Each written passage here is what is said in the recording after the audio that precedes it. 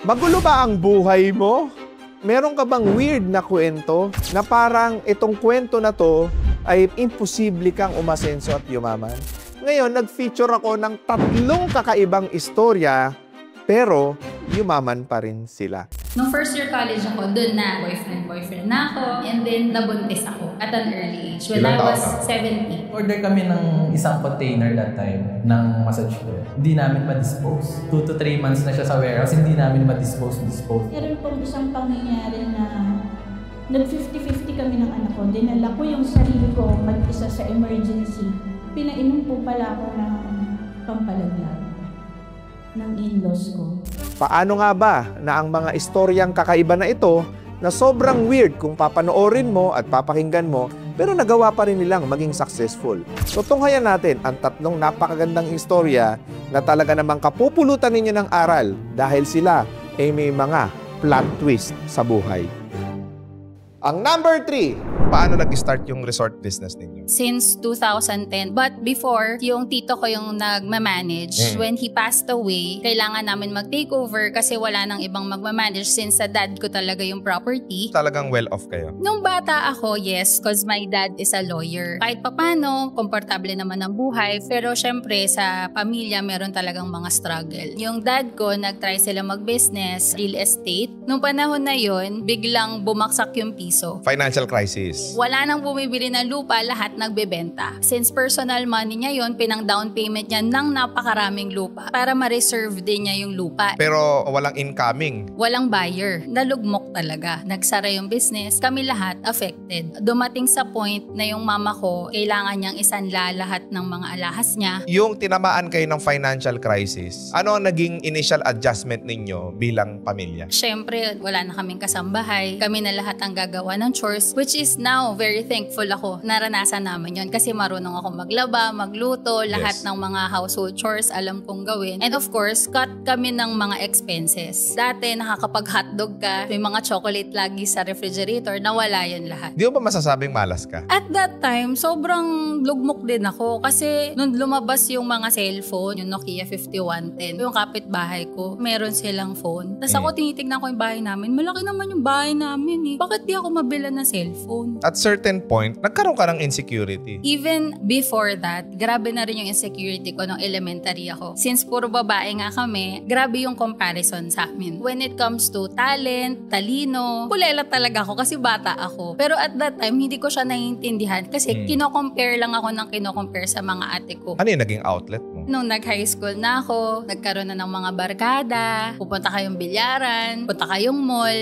Pwede ba natin itong itawag na pagre-rebelde? Yes. Dahil malayo yung agwat ng age ko sa kanila, wala akong nakakausap. Talagang barkada. Ano naman ang naidulot sa'yo ng mga barkada mo? Yung na-experience ko na makasama iba't ibang klaseng tao, kahit sumasama ako sa kanila, meron pa rin akong insecurity na bakit sila ang gagaling pa rin nila? Bakit sila pinapayagan sila lumabas? Ako kailangan ko tumakas. Nung first year college ako, dun na boyfriend na ako, and then nabuntis ako at an early age when Ilang I taon was ka? 17. Actually, hindi ko pa nga alam buntis ako, delayed pa lang ako. Iniisip ko na kung sasabihin ko ba sa parents ko o itatago ko ba to. Pag tinago ko kasi siya, wala akong pampacheck up, wala naman akong pera, hindi naman kaya ng baon ko sa school. Yes. So, sinabi ko talaga sa nanay ko, Ma, may sasabihin ako sa'yo. Ano, buntis ka? Yun kaagad ang sinabi niya sa akin. Nung nag-test ako, nag-positive, pero sabi ko, wag niya sasabihin sa tatay ko kasi nga, papagalitan ako. Syempre, dahil mag-asawa sila, sinabi niya. Can we say na black sheep ka sa pamilya niyo? Isa sa mga black sheep, nag-decide ako mag-apply sa call center. Plano ko lang talaga is to understand kung paano ba yung proseso nila pagdating sa interview. Is there a point na feeling mo hindi ka ma-hire? Hindi ko talaga naisip na ma-hire ako. Tanggap ko sa sarili kong mahina ako eh. Kung ano man ang ma-discover ko, pag-aaralan ko na lang siya. Sa unang-unang apply ko, luckily, natanggap ako. Ano kumpanya to? Teletech. Malaking company siya. Bakit ako tinanggap? Mababa ba yung standard nila? Ganun pa yung isip ko. Kasi wala talaga akong tiwala sa sarili ko. Nung nag-start na ako magtrabaho doon, yun. Nag-top ako sa training, nag-top agent Teka lang, ako. mahina ka. Kaya nga, boss, nagtataka rin ako. Nung nakita ko na okay naman pala ako pag nasa labas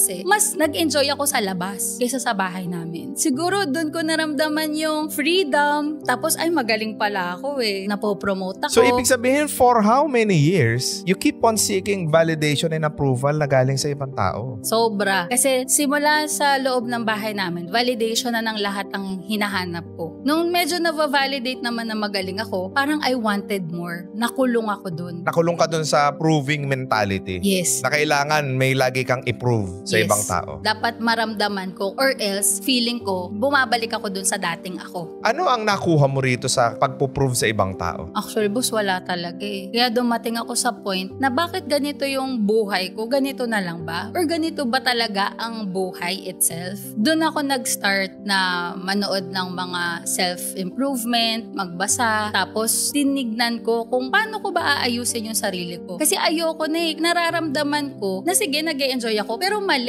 Yes. Hindi ako fulfilled. At that moment, nasa gimikan ka, oo, nag-e-enjoy ka. Yes. Pero kinabukasan, pag wala na yung amats mo, wala Back na. to reality ka na naman. Yes, back to reality ka na. And hindi ako satisfied dun sa reality na yun. Ang akala mo dati ang mali, nasa loob ng pamilya nyo. Nasa mga kapatid mo, nasa mga magulang mo. Yun pala ang pinakamalaking mali, ikaw. Yes, kasi kahit lumabas ako dun, parang sinusundan ako. So, kailangan kong baguhin yung sarili ko, na yun talaga yung strive ko. Hanggang dumating ako sa point na lahat na ni-research ko. Nagbayad ako ng mga seminar, talagang umattend ako ng kung ano-ano. Is there any specific situation or moment or biglaan mo na lang siyang naisip? Biglaan na lang Paulit-ulit ko siyang sinasabing malito Hanggang dumating ako sa point na bakit itong ibang tao, okay yung buhay nila, very light, very open, bakit ako hindi? Yes. Gusto ko yung wala na akong inhibitions, yung mga insecurities ko. Alam ko hindi naman siya 100% na mawawala, pero ma-eliminate siya na Yes. hindi na siya magiging hadlang sa gusto kong marating. Kung yung mga tao pala is nalululong sila sa bisyo nila, it is also part of their insecurity. Yes, boss. Subconscious na siya. Kinalakihan mo na siya Ako, kinalakihan ko yun. Doon at doon ako bumabalik unless i-intervene ko talaga siya. Okay, so ngayon, naisip mo magbago. Ano yung mga steps na ginawa mo? Nung una, may nag-introduce din sa akin kasi nung The Secret. Pinanood ko siya, binasa ko siya, bumili ako ng book, tapos tinry ko siyang i-practice. Yes. This was in 2014. Mahirap talaga siya. Imposible siyang mangyari. Bakit? Ibang-iba yung personality ko, tsaka yung character ko at that time. Hindi ko siya kayang baguhin. Sabi doon, everyday, kailangan i-practice mo siya. Dapat aware ka talaga sa feelings mo, sa emotions mo. Nung pinractice ko siya, eventually, after siguro mga 3-4 years, Yes. ganun siya katagal, boss. Kasi feeling ko, ang lalim ko na Kumbaga, ang hirap na akong hatakin dun sa negativity. Ang hirap umahon. Mahirap itama yung matagal na pagkakamali. At nakasanayan na. At syempre, yung environment ko at that time, hindi rin sila ganun mag-isip Ibig sabihin, yung environment mo before na puro gimmick din, puro kasiyahan din ang hinahanap, sila din, ikaw din, na naghahanap din sila ng validation. Yes. Totoo yung sa sinasabi sa The Secret that like attracts like. Totoo yun, boss. Ang number 2, ang bilis lang pala yumaman. Bakit ito yung naisip yung negosyo, boss? Actually, nung pandemic, nag-isip kami ng products talaga. Yung wife ko talaga, yung nag-isip nung Zion. Doon, nag-start kami ng order ng 10 piraso lang. From there, hanggang sa online selling, wala pa kaming yung ganyan na logo. Hindi namin yan nilalagay kasi nahihiya pa kami. Kumbaga, baka hindi bilhin ng tao Ayun, nag-offer kami ng COD. Since pandemic, hindi nakakalabas yung mga tao Ang pinapayagan lang ng mga logistics company. So, happen na meron kaming logistics company. Kaya, meron kaming pass to deliver. Ayun na dire-diretso hanggang sa yung wala pa kaming truck before, wala pa kaming warehouse ng sariling warehouse. Nasa garahe pa kami nag-start. Hanggang sa yun, may nabook kami sa delivery app na driver. Nakakatuwa, yung driver na yun, siya yung naging logistics head namin ngayon. Siya yung unang nag-deliver ng unang produktong nabenta ninyo. Unang-unang deliver. Yun nga, yung nabook namin yung driver. Parang ngayon, alam mo yun, yung ang-gaan ng loob mo sa kanya. And then, ayun, hanggang sa siya na yung lagi namin kinokontak. Hanggang sa, yun na nga, lumaki yung Zion, nagkaroon kami ng sariling mga truck, karoon ng sariling warehouse. Siya ngayon yung naging head. Nakakatuwa na yung mga kasama namin from the start is kasama namin hanggang ngayon na lumaki kami. Ilan ang branch nyo? Going 20. Mall branches to. Yes, tas 6 yung warehouses. Imagine, no? From 2020 yan. 2020 ng around October. So, around 2021 na kami talaga nag-start. Isa sa turning point namin kung paano kami nag-boom is actually from the problem. Nag-order kami ng isang container that time ng massage chair. Hindi namin ma-dispose. 2 to 3 months na siya sa warehouse, hindi namin ma-dispose. Nag-start kasi kami ng lower unit. Siyempre, medyo nakakalakas na kami ng loob.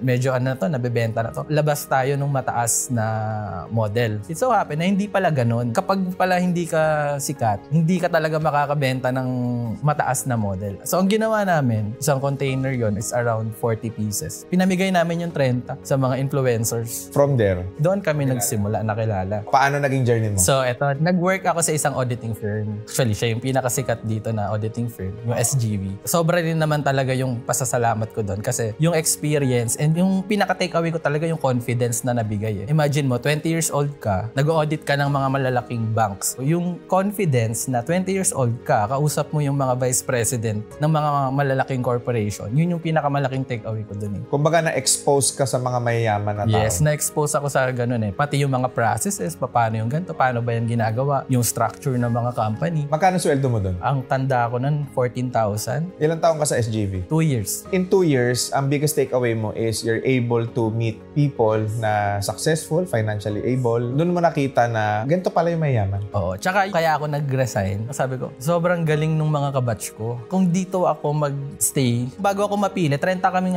new hires nun Tapos lahat sila may Latin honors. So kumbaga, bago ako umangat dito, yung 29 ko unang kabatch, bago ako mapili. O yun ang na-realize mo?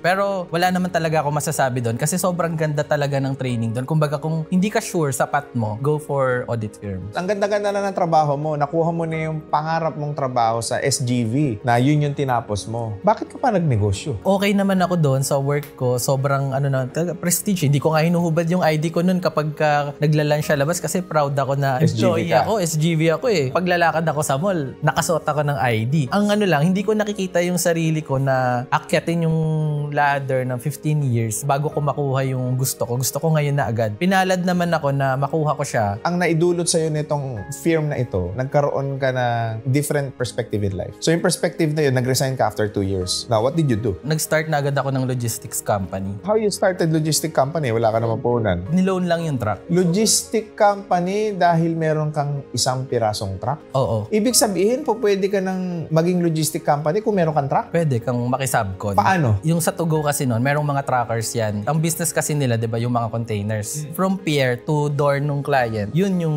ide-deliver mo ngayon. Na-survive naman niya, na kaya niyang ihulugan yung truck at the same time, ma-cover yung mga operating expenses. Is there a point na nung nagninegosyo ka, nag-i-start ka na gusto mo na mag-quit? Oo. Sobrang daming beses. Kasi ang iniisip ko noon yung mga kabatch ko nasa abroad. Yung mga kabatch ko, ang gaganda ng career. Tapos ako, tinatanong ko na yung sarili ko noon. Siguro around ako nito, 23, 24. Tama ba tong decision ko sa buhay na hindi ko tinuloy yung career ko? Or baka naman meron pang mas better na plan si God para sa akin. So doon ako nag-start ngayon mag-explore ng yun nga, yung online selling. Naano ko na kaagad yun ng year 2018 pa lang. Hindi pa ganun kapotok yung online selling nun. Kumbaga natuto na ako sa mga platforms. Ang unang-una kong tininda na hindi ko malilimutan yung tempered glass. Nagpupunta ako nun sa Quiapo. Bibilin mo doon ng 15 pesos. Tapos mabebenta mo yun ng around 50 to 80 pesos. Saan mo binibenta? Sa online na. Hanggang sa tinigil ko yun kasi nga lagi nababasag. Bad review ka pa sa client. Ang takeaway ko doon, natutunan ko yung mga platforms kung paano siya nagwo-work. After that, ano pa yung mga tininda mo? Yung car plate protector naman. Sobrang daming nabebenta nun sa isang buwan. Nangyari naman nun, bibili ako ngayon ng stainless sheet. Yung isang buong sheet nun, around 3,000 pesos yun Tapos 20 yung magagawa nun. Costing mo dun 150 pesos per pair. Ang bayad ko doon sa gumagawa, babayaran ko siya ngayon ng 100 pesos per pair. 150 yung cost mo plus 100, plus overhead ka ng 50 pesos. So parang 300 pesos yung costing mo doon. Nabebenta ngayon yun ng 1,000 to 1,500. Nakakabenta nun ng 500 pairs sa isang buwan. Kumita ka ron? Kumita siya pero hindi rin siya nagtagal kasi nga walang branding. Pero sa lahat ng negosyo na kinikwento mo sa akin, Boss Kelvin, kumikita ka lagi. Oo. Paano mo nagagawa yun? Lagi kong ini-stop kapag alam kong hindi na siya ganun ka-profitable. Kumbaga, hindi ako attached dun sa business. O hanggang sa yun na nga, nag-lockdown, nag-pandemic, nauso yung online selling. Nagkataon na nandun na kami nun sa importation. Hanggang sa yun na, nagkaroon kami ng partner sa China na mga warehouses. Tapos, nagkataon talaga, yung online selling, grabe yung boom that time. Yung mga nawalan ng work is nagturo kami paano yung gamitin yung mga platforms. Nagkaroon kami ng community sa Facebook, yung Filipino Importers Club. Ayun yung naging way din na nakapagbigay rin kami ng opportunity sa mga tao. The more na nag-grow sila, syempre, nag-grow din kami and win-win sa amin. The way you tell your story right now, wala ka namang matinding pagsubok na pinagdaanan sa buhay, parang magaang lang lahat eh. Bakit ganun ang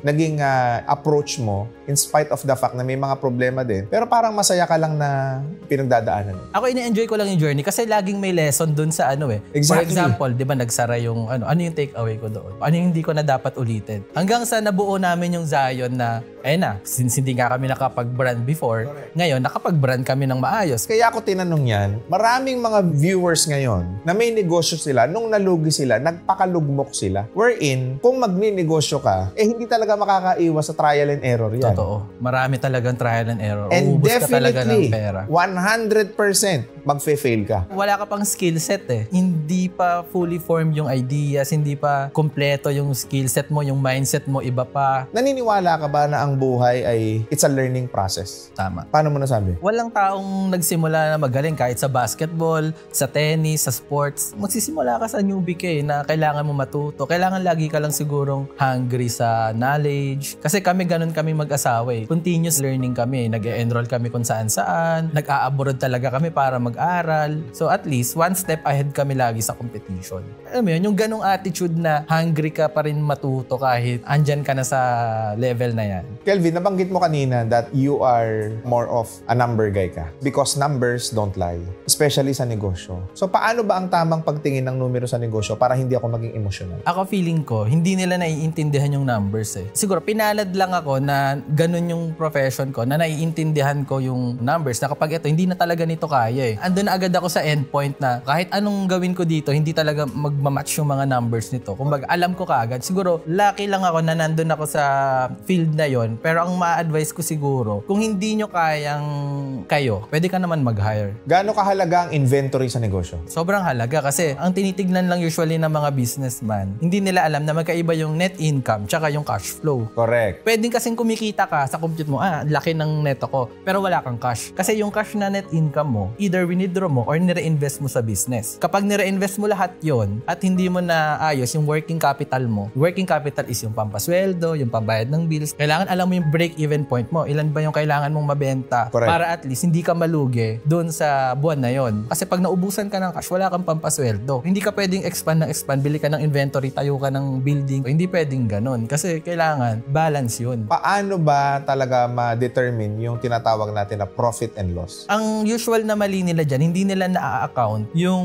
mga ibang cost. For example, a coffee shop. Yung use ng machine, may depreciation cost yun. Kumbaga, isasama mo dapat sa costing. Yung kunyari, yung tinapay, magkano ba yung harina, yung ganito, yung ganyan. Yung pagbuo dun sa mismong product. Hindi lang yun may overhead cost ka eh. Na kapag yung overhead cost, hindi mo nasama sa computation, akala mo kumikita ka pero hindi pala. Doon nila madidetermine kung magkano ba talaga yung totoong kikitain nila. Tsaka yung net income nila, hindi mo dapat yan withdrawin agad. Kailangan, portion lang yan yung withdrawin mo para syempre, ma-reinvest mo sa business. Kasi kapag withdraw mo yung net income niyan at hinalo mo lang sa personal account mo, hindi lalaki yung business mo kasi napangluho mo na. So is it safe to say na kung gusto mong yumaman sa negosyo, dapat magaling ka sa numero? Oo. Kung hindi ka man magaling, dapat may tao ka na magaling. Paano mo nagawa na from 2020 up to present, in a span of 3 years time, ay na-expand yung negosyo mo at ngayon kilalang ng Zion Philippines sa buong Pilipinas? Isa talaga sa factor is yung wife ko. Since siya yung CEO eh. And siya yung nagko-control ng marketing. Ako naman, finance ako, taga-control ako ng gastos. Kaya lagi kami nag-aaway. Siyempre, siya, marketing,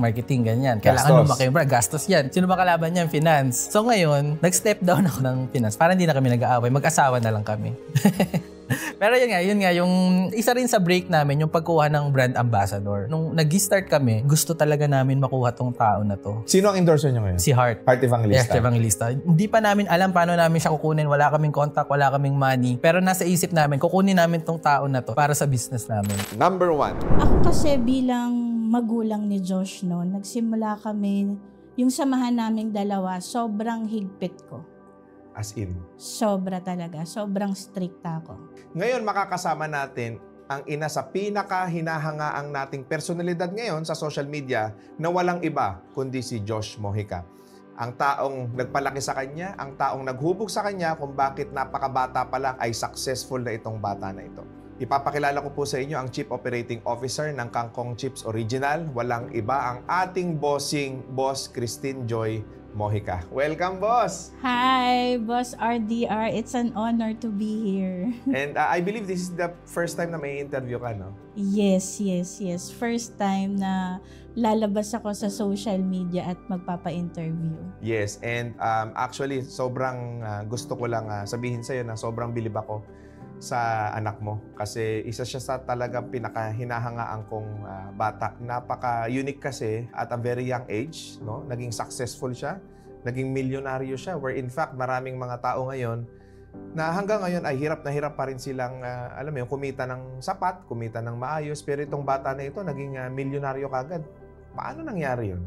Ano ba yung tamang disiplina? Ako kasi lumaki ako na laging may pinapatunayan sa sarili tsaka sa pamilya. Gusto ko laging proud sa akin yung parents ko. So ginagawa ko ang lahat. Top honors ako, magaling ako sa school, magaling akong sumayaw, magaling ako sa tumula. Ang sarap sa pakiramdam na nagiging proud yung parents ko sa akin, na nakikita kong proud sila.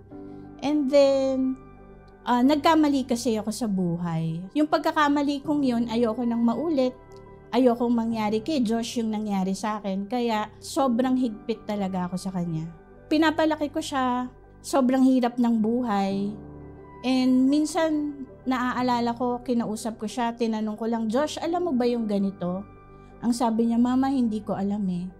Ang sasabihin ko agad, anong hindi mo alam? Hindi pwedeng hindi mo alam. Dapat alam mo. Dapat lahat alam mo. Lahat yan natututunan. Ganun ako, boss. Kaya naman pala, itong bata na ito, lumaki ng tough, no? Kumbaga, marunong sa buhay.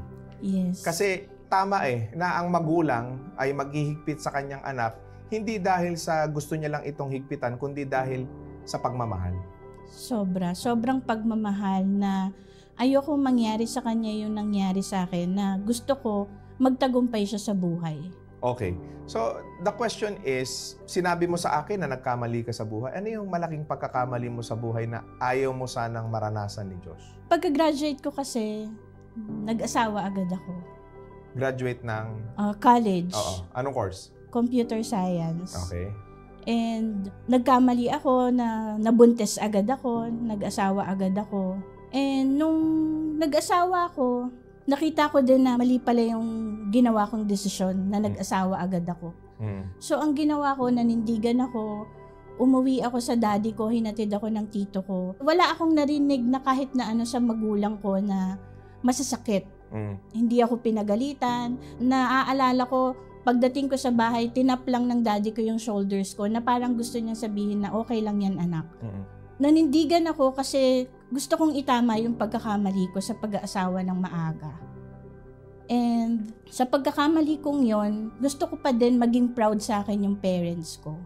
So habang lumalaki si Josh, dala-dala ko yung bigat sa nangyari sa akin. Merong guilt feeling. Merong guilt feeling. Kahit napilitin ko na maging proud ulit sa akin yung parents ko, hindi ko magawa kasi sobrang hirap talaga ng buhay. Okay, sige. Ikwento mo sa amin yung hirap ng buhay na dinanas mo. Yung hirap ng buhay na gusto mo maging maganda agad yung buhay mo. Nandun yung pressure kasi hindi ko nabigay yung pangarap ng parents ko sa akin nung nakagraduate ako.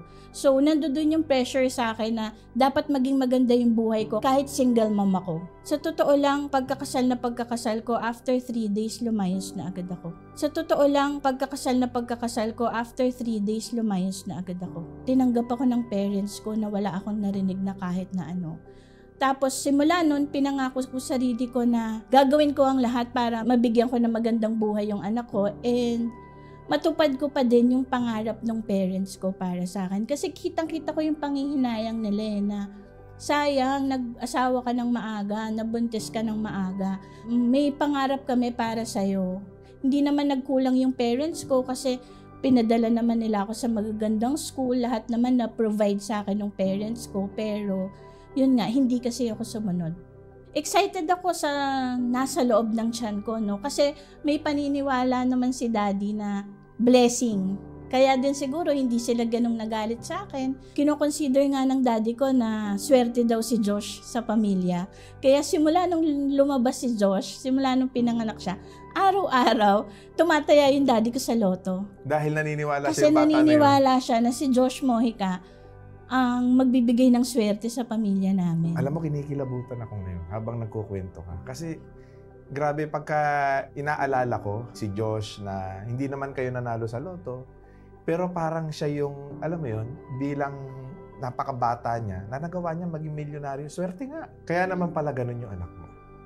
Now I understand kung bakit lahat gagawin niya para sa pamilya. Kasi nakasama ko si Josh for how many times na rin, no? Napakatalinong bata. Napakasipag. Bukod doon, napakataas ng respeto niya sa mga magulang niya. Lalo na sa'yo, sa malolo't lola niya. Kumbaga, si Josh, yung nakikita natin sa social media is totally opposite nung totoong si Josh. Totoo, As in, boss. talagang totoong opposite siya. Napakabait na bata, napakagalang. Grabe, palaki mo siyang maayos at tama. Mag-isa mo. Pero alam mo, boss, habang lumalaki si Josh, hindi rin maganda yung pinagdaanan niya sa akin. Sige, ano yung mga very traumatic experiences ni Josh Mojica sa nanay niya? Tough love kasi ako kay Josh. Kasi nga, syempre, may dala-dala ako eh. May Alam mo takot yun? ka eh. May takot, may galit. Lahat na ng nararamdaman ko nandoon. Lahat ng negative feelings nandoon. Tsaka syempre, nagbibinata. Ayoko magkaka-crush siya. Ayoko magkaka-girlfriend siya. Kasi nandoon na agad yung trauma ko na baka mag-asawa agad siya. Baka kung anong mangyari, hindi niya matupad yung mga pangarap niya. Kaya sobrang higpit ko sa kanya. Sobra talaga. As in, pag nagalit ako sa kanya, hindi ako simpleng nagagalit lang na nangangaral. Hindi. Sumasabog ako. Ginugulpi mo siya? Hindi ko siya ginugulpe, pero sumasabog ako na talagang makakarinig siya ng masasakit na salita sa akin. Sobrang tough love talaga ako kay Josh. Magulang ako, dapat ako masusunod. Matanda ako, makinig ka sa akin. Magulang ako, wala kang karapatang magsalita. Ganyan. Yes. Ganon akong tipo ng magulang kasi yun yung naririnig ko din sa iba. Yes. Hindi ganon yung magulang ko, pero sa mga paligid or merong mga iba talagang nanay ako nakikita na ganon eh. Oo. So yun ang alam mong tama? Yun ang alam kong tamang pagpapalaki sa anak ko, kaya yun yung ginagawa ko. Kahit na anong sabihin ko, wala siyang karapatang magsalita, ako lang. Kasi ako yung matanda, ako yung magulang. Pero habang lumalaki si Josh, pwede pala na tayong mga magulang yung makinig sa mga anak natin. Pwede pala na yung mga anak natin yung mas magagaling sa mga magulang. Pwede pala na yung anak natin yung magturo sa atin ng right values. Pwede pala yun. Pwede pala na yung anak natin yung makakapagpabago sa atin. Kailan mo na-realize yun? Na po pwede pala yung mga bagay na sinabi mo? Na-realize ko yun nung nagsimula na si Josh mag-business. Nagsimula kasi si Josh mag-business. Alam ko meron niyang dala-dala din sa dibdib niya na ganito yung mama ko sa akin. Kasi one time, boss, nung nagsisimula siya sa KCO, eto talagang hindi kami close ni Josh, hindi kami ganong nagpapansinan, hindi kami nag-uusap. Dahil kasi, pinalaki mo nga siya ng very tough yes. at galit. Yes, tama. And then, nung nag-KCO na siya, nagluluto siya ng kangkong chips, wala pa rin akong believe. Ganon? Deadma lang ako. Ano ba itong ginagawa ng anak ko? That nag-aaral to, that... Teka lang, Ganon. paano ba siya binubuhay nun? Anong trabaho? May trabaho naman po ako. Sa hotel ako nagtatrabaho for 13 years. Front desk officer po ako. So, nung nag-KCO si Josh, wala akong pakialam. Sige, magluto ka lang. Ano ba yung ginagawa mo? And then one time, nakaupo ako sa sala. Pagod na pagod siya kasi from 6 a.m. to 12 midnight, nagluluto siya ng kangkong chips. And then, bigla siyang humiga sa sahig na sobrang pagod na pagod. Tapos alam mo, boss, ang sinabi niya sa akin, Mama, proud ka ba sa akin? Simula noon, lumambot na yung puso ko. Kasi tayong mga magulang, hindi natin alam na meron palang ginagawa yung anak natin na para sa atin pala. Imagine, tough parent ako. Hindi ko kinakausap yung anak ko, hindi ko pinapansin. Tapos yung ginagawa niya palang yun, bigla niya akong tatanungin, Mama, proud ka ba sa akin? Narinig ko din sa isang interview ni Josh na yun yung pinakamasarap na feeling niya na makita niya na proud yung mama niya. Kasi all this time, nung pinapalaki ko siya, sobrang tough ako kasi sobrang hirap ng buhay. Pag hirap ka sa buhay, mainitin yung ulo mo. Ang nagiging problema ng mga magulang at isa na ako doon na kapag hirap ka sa buhay, marami kang problema, mainit ang ulo mo, dinadamay mo yung mga anak mo. Yun yung isang pagkakamali na na-realize ko nung tinuruan na ako ni Josh ng right values. It's humbling as a parent to realize that our children are the ones who help us grow and become better version of ourselves. Totoo.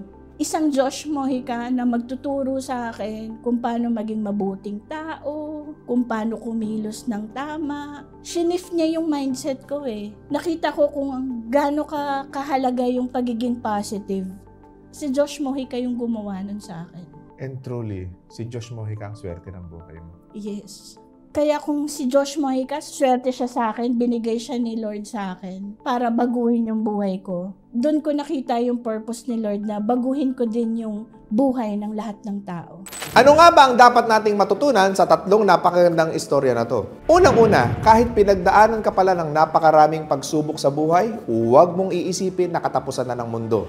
Dahil minsan, yung mga experience pala na yan ang magdadala sa'yo sa tagumpay na gusto mong makuha sa buhay mo. Pangalawang bagay na gusto kong matutunan nyo dito.